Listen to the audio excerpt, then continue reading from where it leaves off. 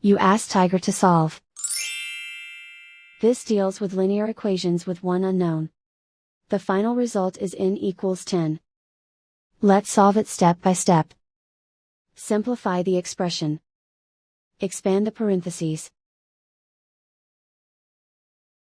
Simplify the arithmetic. Group all in terms on the left side of the equation. Add 2 into both sides. Group like terms. Simplify the arithmetic.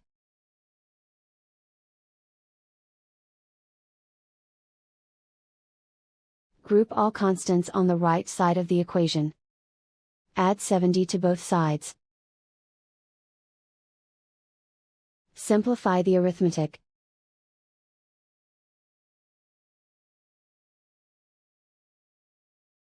Isolate the n.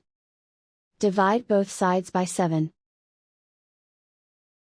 Simplify the fraction. Find the greatest common factor of the numerator and denominator. Factor out and cancel the greatest common factor.